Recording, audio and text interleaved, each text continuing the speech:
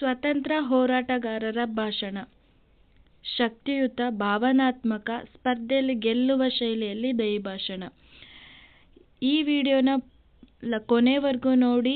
ಇಷ್ಟ ಆದರೆ ಸಬ್ಸ್ಕ್ರೈಬ್ ಮಾಡಿ, ಲೈಕ್ ಮಾಡಿ, ಕಮೆಂಟ್ ಮಾಡಿ, ಪ್ಲೀಸ್ ಸಪೋರ್ಟ್ ಮಾಡಿ.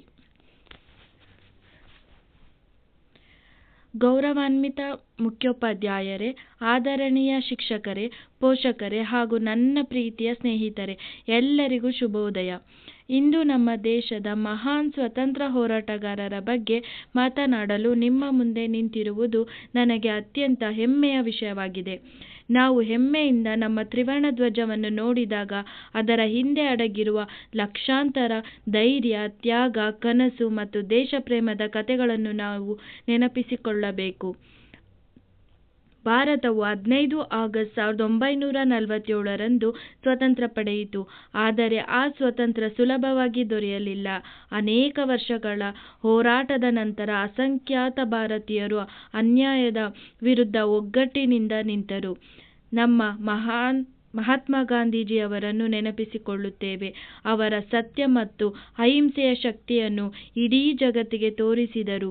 ಧೈರ್ಯ, ಏಕತೆ ಮತ್ತು ಶಾಂತಿಯುತ ಹೋರಾಟದಿಂದ ದೊಡ್ಡ ಬದಲಾವಣೆಯನ್ನು ತರಬಹುದು ಎಂಬುದನ್ನು ಅವರು ನಮಗೆ ಕಲಿಸಿದರು. ನಾವು ಭಗತ್ ಸಿಂಗ್ ಅವರನ್ನು ನೆನಪಿಸಿಕೊಳ್ಳುತ್ತೇವೆ. ಅತ್ಯಂತ ಚಿಕ್ಕ ವಯಸ್ಸಿನಲ್ಲಿಯೇ ಅವರ ದೇಶಕ್ಕಾಗಿ ಅಪಾರ ಧೈರ್ಯ ಮತ್ತು ಪ್ರೇಮವನ್ನು ತೋರಿಸಿದರು. ಅವರ ಜೀವನ ನಮಗೆ ಒಂದು ಮಹತ್ವದ ಸಂದೇಶವನ್ನು ನೀಡುತ್ತದೆ. ದೇಶಕ್ಕಾಗಿ ಏನಾದರೂ ಸಾಧಿಸಲು ವಯಸ್ಸು ಅಡ್ಡಿಯಾಗುವುದಿಲ್ಲ. ನಮ್ಮ ಧೈರ್ಯ ಮತ್ತು ಸಂಕಲ್ಪವೇ ಮುಖ್ಯ. ನಾವು ನೇತಾಜಿ ಸುಭಾಷ್ ಚಂದ್ರ ಬೋಸ್ ಅವರನ್ನು ನೆನಪಿಸಿಕೊಳ್ಳುತ್ತೇವೆ. ಅವರ ನಾಯಕತ್ವವು ಸಾವಿರಾರು ಭಾರತೀಯರಲ್ಲಿ ದೇಶಪ್ರೇಮದ ಜ್ವಾಲೆಯನ್ನು ಬೆಳೆಸಿತು. ಅವರ ಪ್ರಸಿದ್ಧ ಮಾತುಗಳು, ನೀವು ನನಗೆ ರಕ್ತ ಕೊಡಿ, ನಾನು ನಿಮಗೆ ಸ್ವಾತಂತ್ರ್ಯ ಕೊಡುತ್ತೇನೆ, ಅವರ ಅಪಾರ ದೇಶಭಕ್ತಿಯನ್ನು ಮತ್ತು ದೃಢ ಸಂಕಲ್ಪವನ್ನು ತೋರಿಸುತ್ತದೆ. ನಾವು ಝಾನ್ಸಿ ರಾಣಿ ಲಕ್ಷ್ಮೀಬಾಯಿ ಅವರನ್ನು ನೆನಪಿಸಿಕೊಳ್ಳುತ್ತೇವೆ. ಅವರ ಧೈರ್ಯ ಮತ್ತು ಶೌರ್ಯದ ಪ್ರತೀಕವಾಗಿದ್ದರು. ಕಷ್ಟಕರ ಪರಿಸ್ಥಿತಿಯಲ್ಲೂ ಸತ್ಯ ಮತ್ತು ನ್ಯಾಯಕ್ಕಾಗಿ ದೃಢವಾಗಿ ನಿಲ್ಲಬೇಕು ಎಂಬುದನ್ನು ಅವರ ಜೀವನ ನಮಗೆ ಕಲಿಸುತ್ತದೆ. ನಾವು ಸರ್ದಾರ್ ವಲ್ಲಭಭಾಯ್ ಪಟೇಲ್ ಅವರನ್ನು ನೆನಪಿಸಿಕೊಳ್ಳುತ್ತೇವೆ. ಅವರನ್ನು ಭಾರತದ ಉಕ್ಕಿನ ಮನುಷ್ಯ ಎಂದು ಕರೆಯಲಾಗುತ್ತದೆ. ಭಾರತದ ಏಕತೆ ಮತ್ತು ಒಗ್ಗಟ್ಟನ್ನು ಬಲಪಡಿಸುವಲ್ಲಿ ಅವರ ಮಹತ್ವದ ಪಾತ್ರ ವಹಿಸಿದರು. ಹಾಗೆಯೇ ಡಾಕ್ಟರ್ BR ಅಂಬೇಡ್ಕರ್ ಅವರನ್ನು ನಾವು ಗೌರವದಿಂದ ನೆನಪಿಸಿಕೊಳ್ಳಬೇಕು. ಭಾರತದ ಸಂವಿಧಾನದ ರಚನೆಯಲ್ಲಿ ಅವರ ಕೊಡುಗೆ ಅಪಾರ. ಸಮಾನತೆ, ನ್ಯಾಯ, ಸ್ವಾತಂತ್ರ್ಯ ಮತ್ತು ಗೌರವದ ಮೌಲ್ಯಗಳನ್ನು ಬಲಪಡಿಸುವಲ್ಲಿ ಅವರ ಚಿಂತನೆ ಮಹತ್ವದ್ದಾಗಿದೆ. ಪ್ರಿಯ ಸ್ನೇಹಿತರೆ, ನಮ್ಮ ಸ್ವಾತಂತ್ರ್ಯದ ಕತೆ ಈ ಪ್ರಸಿದ್ಧ ನಾಯಕರಿಗಷ್ಟೇ ಸೀಮಿತವಾಗಿಲ್ಲ. ಸಾವಿರಾರು ಹೆಸರೇ ತಿಳಿಯದ ಸ್ವತಂತ್ರ ಹೋರಾಟಗಾರರು, ರೈತರು, ಕಾರ್ಮಿಕರು, ವಿದ್ಯಾರ್ಥಿಗಳು, ಮಹಿಳೆಯರು, ಶಿಕ್ಷಕರು, ಆದಿವಾಸಿಗಳು ಮತ್ತು ಸಾಮಾನ್ಯ ಜನರು ಸ್ವಾತಂತ್ರ್ಯ ಹೋರಾಟದಲ್ಲಿ ತಮ್ಮದೇ ರೀತಿಯಲ್ಲಿ ಕೊಡುಗೆ ನೀಡಿದ್ದಾರೆ. ಕೆಲವರು ತಮ್ಮ ಮನೆಗಳನ್ನು ತೊರೆದರು, ಕೆಲವರು ಜೈಲು ಸೇರಿದರು, ಕೆಲವರು ತಮ್ಮ ಜೀವನದ ಸುಖ ಸೌಕರ್ಯಗಳನ್ನು ತ್ಯಾಗ ಮಾಡಿದರು ಮತ್ತು ಅನೇಕರು ದೇಶಕ್ಕಾಗಿ ತಮ್ಮ ಪ್ರಾಣವನ್ನೇ ಅರ್ಪಿಸಿದರು. ಅವರ ಪ್ರತಿಯೊಬ್ಬರ ಹೆಸರನ್ನು ನಾವು ತಿಳಿದಿರಬಹುದು, ಆದರೆ ಭಾರತ ಅವರ ಕೊಡುಗೆಯನ್ನು ಎಂದಿಗೂ ಮರೆಯುವುದಿಲ್ಲ.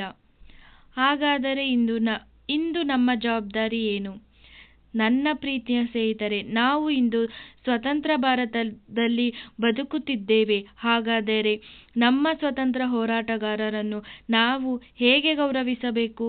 ಕೆಲವು ಭಾಷಣ ಮಾಡುವುದರಿಂದ ಮಾತ್ರವಲ್ಲ, ಕೇವಲ ಸ್ವಾತಂತ್ರ್ಯ ದಿನಾಚರಣೆಯನ್ನು ಆಚರಿಸುವುದರಿಂದ ಮಾತ್ರವಲ್ಲ. ನಾವು ಪ್ರಾಮಾಣಿಕವಾಗಿ ಓದಿದಾಗ ಅವರನ್ನು ಗೌರವಿಸುತ್ತೇವೆ. ನಾವು ಸತ್ಯವನ್ನು ಮಾತನಾಡಿದಾಗ ಅವರನ್ನು ಗೌರವಿಸುತ್ತೇವೆ. ನಾವು ಪೋಷಕರು ಮತ್ತು ಶಿಕ್ಷಕರನ್ನು ಗೌರವಿಸಿದಾಗ ಅವರನ್ನು ಗೌರವಿಸುತ್ತೇವೆ. ನಾವು ನಮ್ಮ ಸುತ್ತಮುತ್ತಲಿನ ಪರಿಸರವನ್ನು ಸ್ವಚ್ಛವಾಗಿಟ್ಟುಕೊಂಡಾಗ ಅವರನ್ನು ಗೌರವಿಸುತ್ತೇವೆ. ನಾವು ನಮ್ಮ ಸುತ್ತಮುತ್ತಲಿನ ಪರಿಸರವನ್ನು ಸ್ವಚ್ಛವಾಗಿಟ್ಟುಕೊಂಡಾಗ ಅವರನ್ನು ಗೌರವಿಸುತ್ತೇವೆ. ನಾವು ಪ್ರಕೃತಿಯನ್ನು ರಕ್ಷಿಸಿದಾಗ ಅವರನ್ನು ಗೌರವಿಸುತ್ತೇವೆ. ನಾವು ಅಗತ್ಯವಿರುವವರಿಗೆ ಸಹಾಯ ಮಾಡಿದಾಗ ಅವರನ್ನು ಗೌರವಿಸುತ್ತೇವೆ. ಮತ್ತು ನಮ್ಮ ಭಿನ್ನತೆಗಳ ನಡುವೆಯೂ ಒಗ್ಗಟ್ಟಿನಿಂದ ಬದುಕಿದಾಗ ಅವರನ್ನು ನಿಜವಾಗಿ ಗೌರವಿಸುತ್ತೇವೆ. ನಾವು ಸ್ವಾತಂತ್ರ್ಯ ಹೋರಾಟಗಾರರ ಶಿಕ್ಷಿತ, ಒಗ್ಗಟ್ಟಿನ, ಶಾಂತಿಯುತ, ಬಲಿಷ್ಠ ಮತ್ತು ಅಭಿವೃದ್ಧಿ ಹೊಂದಿದ ಭಾರತವನ್ನು ಕನಸು ಕಂಡಿದ್ದರು. ಇಂದು ಆ ಕನಸು ನಮ್ಮ ಕೈಯಲ್ಲಿದೆ. ನಾವು ಇಂದು ವಿದ್ಯಾರ್ಥಿಗಳು, ಆದರೆ ನಾಳೆ ನಾವು ಶಿಕ್ಷಕರು, ವಿಜ್ಞಾನಿಗಳು, ವೈದ್ಯರು, ಇಂಜಿನಿಯರ್ಗಳು, ರೈತರು, ಉದ್ಯಮಿಗಳು ಮತ್ತು ಜವಾಬ್ದಾರಿಯುತ ನಾಗರಿಕರು ಆಗಲಿದ್ದೇವೆ. ಭಾರತದ ಭವಿಷ್ಯ ಎಲ್ಲೋ ದೂರದಲ್ಲಿಲ್ಲ. ಭಾರತದ ಭವಿಷ್ಯ ಇಂದು ನಮ್ಮ ತರಗತಿಗಳಲ್ಲಿದೆ. ಆದ್ದರಿಂದ ನಮ್ಮ ಸ್ವಾತಂತ್ರ್ಯವನ್ನು ಜವಾಬ್ದಾರಿಯಿಂದ ಬಳಸುವುದಾಗಿ ನಾವು ಪ್ರತಿಜ್ಞೆ ಮಾಡೋಣ. ಹೆಚ್ಚು ಕಲಿಯೋಣ, ದೊಡ್ಡ ಕನಸು ಕಾಣೋಣ, ಕಷ್ಟಪಟ್ಟು ಕೆಲಸ ಮಾಡೋಣ, ಪ್ರಾಮಾಣಿಕವಾಗಿ ಬದುಕೋಣ, ನಮ್ಮ ದೇಶಕ್ಕಾಗಿ ಸೇವೆ ಮಾಡೋಣ. ಪ್ರತಿಯೊಂದು ಮಗುವಿಗೂ ಉತ್ತಮ ಶಿಕ್ಷಣ ದೊರೆಯುವ, ಪ್ರತಿಯೊಬ್ಬ ನಾಗರಿಕನಿಗೂ ಗೌರವ ಸಿಗುವ, ಪ್ರಕೃತಿ ಸಂರಕ್ಷಿಸಲ್ಪಡುವ ಮತ್ತು ನಮ್ಮ ಏಕತೆ ಸದಾ ಬಲವಾಗಿರುವ ಭಾರತವನ್ನು ನಿರ್ಮಿಸೋಣ. ಪ್ರಿಯ ಸ್ನೇಹಿತರೆ, ನಮ್ಮ ಸ್ವಾತಂತ್ರ್ಯ ಹೋರಾಟಗಾರರು ತಮ್ಮ ಇಂದನ್ನು ನಮ್ಮ ನಾಳೆಗಾಗಿ ತ್ಯಾಗ ಮಾಡಿದರು. ಈಗ ಅವರ ತ್ಯಾಗವನ್ನು ಅರ್ಥಪೂರ್ಣವಾಗಿಸುವ ಜವಾಬ್ದಾರಿ ನಮ್ಮದು. ಅವರ ಹೋರಾಟ ನಮಗೆ ಸ್ವಾತಂತ್ರ್ಯ ನೀಡಿತು. ನಮ್ಮ ಕಾರ್ಯಗಳು ಭಾರತ ಭವಿಷ್ಯವನ್ನು ರೂಪಿಸುತ್ತವೆ. ಆದ್ದರಿಂದ ಅವರ ಧೈರ್ಯವನ್ನು ನೆನಪಿಸಿಕೊಳ್ಳೋಣ, ಅವರ ಮೌಲ್ಯಗಳನ್ನು ನಮ್ಮ ಹೃದಯದಲ್ಲಿ ಇಟ್ಟುಕೊಳ್ಳೋಣ ಮತ್ತು ನಮ್ಮ ಮಾತೃಭೂಮಿಗೆ ಹೆಮ್ಮೆ ತರುವಂತೆ ಕೆಲಸ ಮಾಡೋಣ. ಹೆಮ್ಮೆಯಿಂದ ಎಲ್ಲರೂ ಒಗ್ಗಟ್ಟಾಗಿ ಹೇಳೋಣ, ಜೈ ಹಿಂದ್, ವಂದೇ ಮಾತರಂ, ಭಾರತ್ ಮಾತಾ ಕಿ ಜೈ. ಧನ್ಯವಾದಗಳು. ಈ ವಿಡಿಯೋ ನಿಮಗೆ ಇಷ್ಟ ಆಗಿದ್ರೆ ಸಬ್ಸ್ಕ್ರೈಬ್ ಮಾಡಿ, ಲೈಕ್ ಮಾಡಿ, ಕಮೆಂಟ್ ಮಾಡಿ. ಪ್ಲೀಸ್ ಸಪೋರ್ಟ್ ಮಾಡಿ.